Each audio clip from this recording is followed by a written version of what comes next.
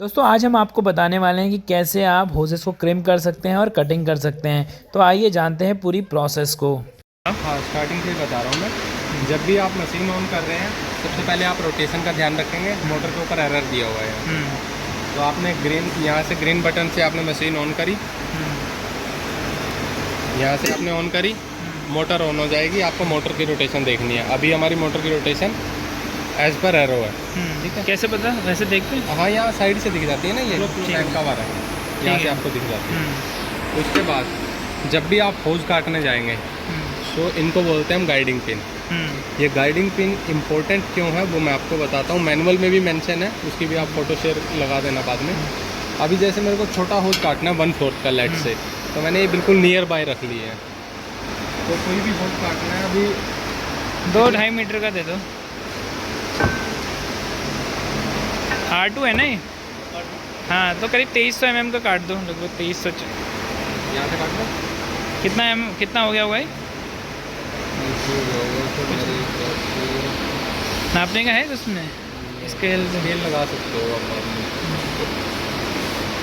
अब जो होज ऐसे बैंड हो जाए, ये जो आप रेडियस देख रहे हो मैं आपको समझा देता हूँ।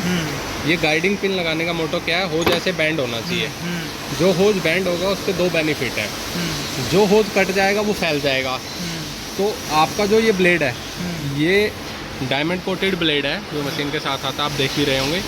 तो वो वापस टकराएगा नहीं, तो डायमंड ख़राब नहीं होंगे। दूसरा, हैंडल से फोर्स नहीं लगेगा। और तीसरा, स्ट्रेट कट आएगा। वो मैं आपको दिखाता हूँ अभी।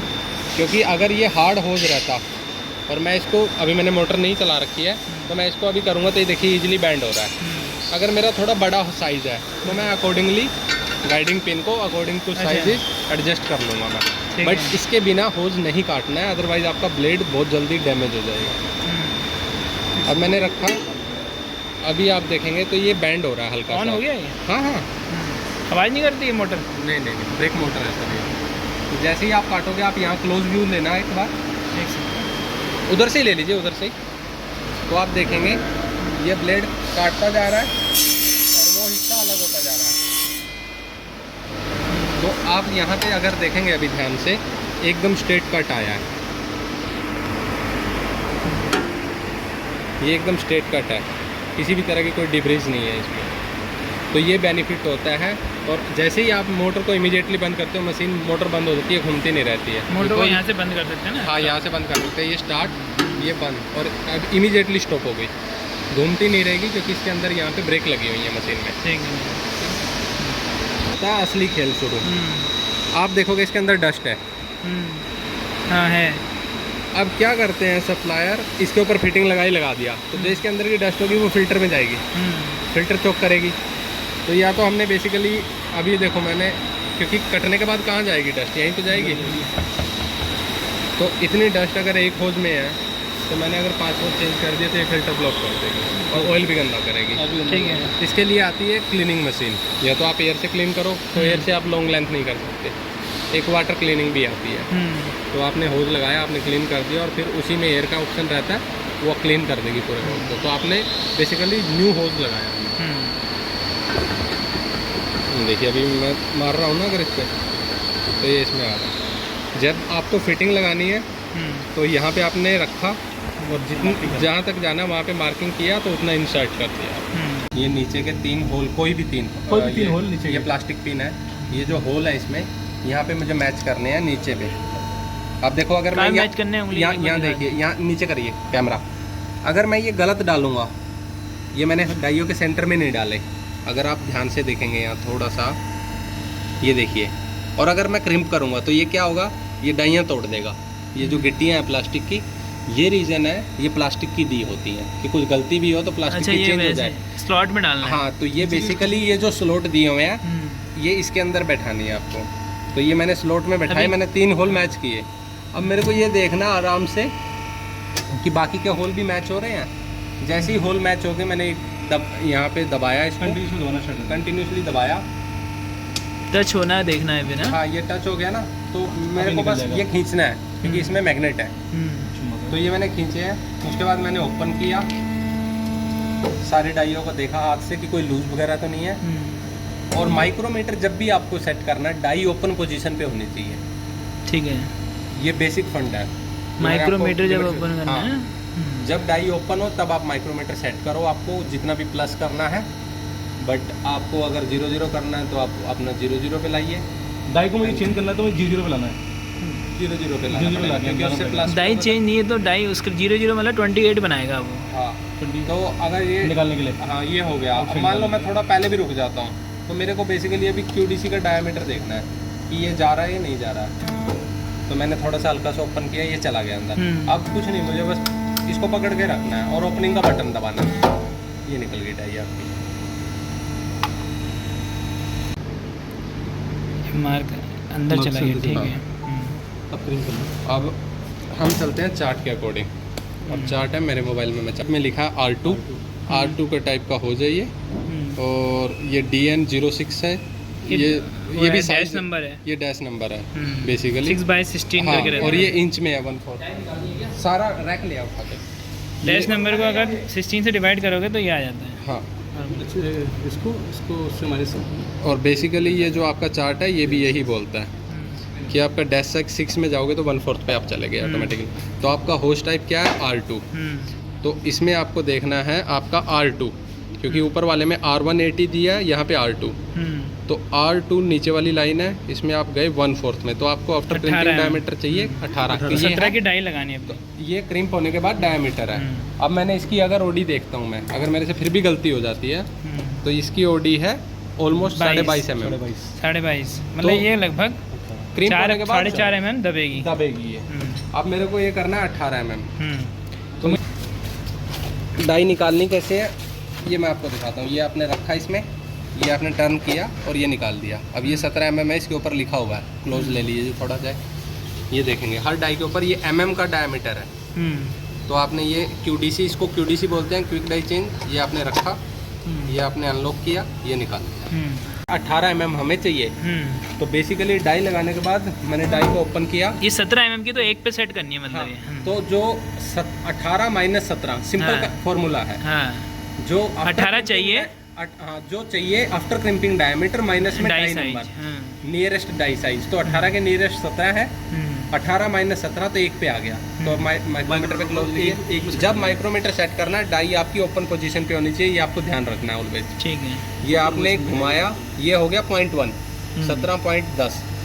ये पूरा एक टर्न लिया मैंने और ऊपर वाली 0 और नीचे वाला 1। तो ये मेरा हो गया 17 + 1 18। तो ये पहले पूरा खुला हुआ था, मतलब ये 0-0 पे था ना? 0-0 पे था। 0-0 मतलब ये इस तरीके से था। हाँ? ये इस तरीके से था। यस तो हमने क्या करा है, इसको 1 mm करने के लिए हमें राइट साइड में टर्न लेना है। यस और 1 पे जब आ जाएगा तो हमें यहाँ पे 0-0 मैच करा देना ना। यस। अब मैंने यहाँ पे फिटिंग रखी है अपनी, क्लोज रखा, बैक साइड से डाला और यहाँ पे क्लोज। कितना बाहर अंदर रखेंगे वो मैं बता रहा हूँ आपको। आप जितना अंदर रख सके उतना अच्छा है, अच्छा। जितना पॉसिबल हो, क्योंकि ये हमारी स्ट्रेट फिटिंग है। अगर हमारे पास 90 डिग्री होगा, अगर मैं बहुत अंदर ले जाऊंगा तो वो मे भी हो सकता है यहाँ हिट करें। तो उस केस में मुझे बाहर लेना है। अब मेरे पास स्ट्रेट है तो मैं आराम से अंदर ले सकता हूँ। यहाँ पे मेरे को कुछ नहीं करना है, सिंपल दबाना है। ये मैंने दबाया और छोड़ दिया। अब मैंने निकाला यहाँ से होज को, मैं निकाल के दिखाता हूँ आपको। ये भी चीज़ है, मैं यहाँ पे चेक कर रहा हूँ क्रिम्पिंग वाली साइज़ पे 18 एग्जैक्ट 18। ठीक है। अब दूसरी चीज़, आप अगर आपने ओवर कर दिया या मशीन ही नहीं रुकी मशीन है ना, मशीन नहीं रुकी या हो गया, तो आपने यहाँ पे जाके अगर आप देखेंगे तो आप देखेंगे होज के ऊपर कुछ ज़्यादा ब्रीच नहीं किया है फिटिंग ने। हाँ, अंदर नहीं घुसा, मतलब अंदर नहीं घुसा, तो इसमें ये ओवर क्रिम्प नहीं है।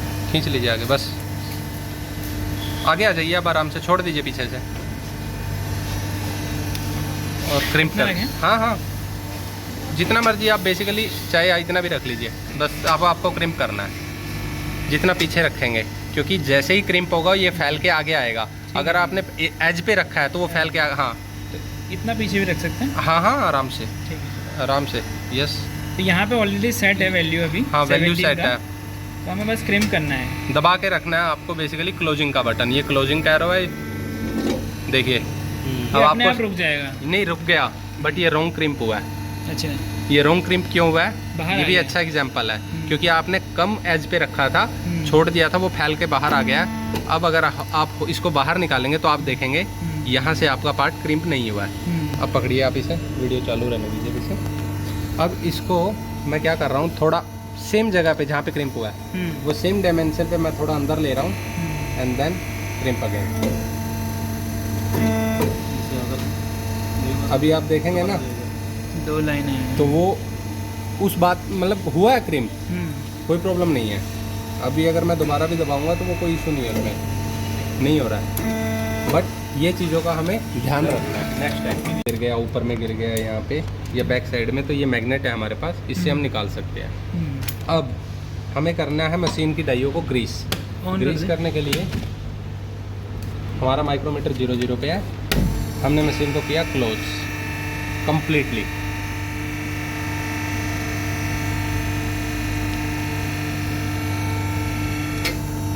जैसे ही मेरी मशीन क्लोज हुई, ये मेरा टूल है, इसका मैंने सामने से स्टार नॉब खोला,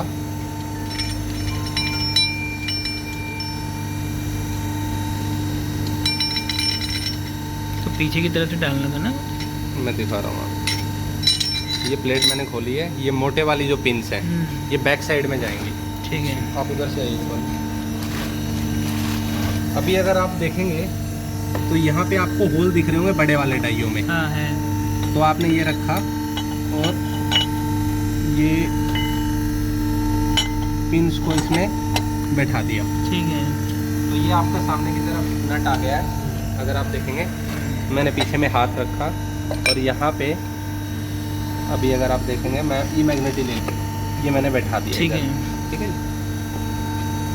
और ये मैंने स्टार नॉब लगाया।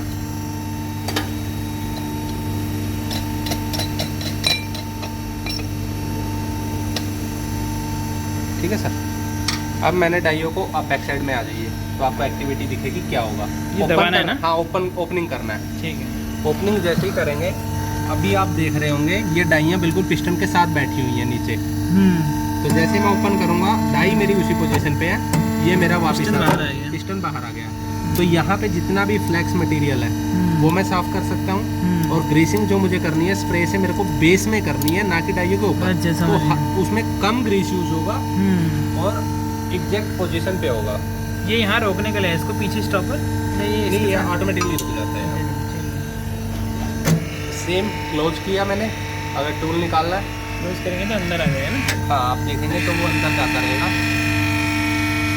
तो जैसे ही मेरी मशीन रुक जाए क्लोजिंग बटन पे, सामने से स्टार नॉब खोला, पीछे का टूल मैंने निकाल लिया। ऐसे ही सामने का टूल भी मैं निकाल लूँगा ये। And that's it. ओपन कर दिया। क्योंकि ओपन इसलिए करके रखना है, अगर ओपन नहीं रखेंगे तो जो स्प्रिंग्स हैं उनका कंप्रेस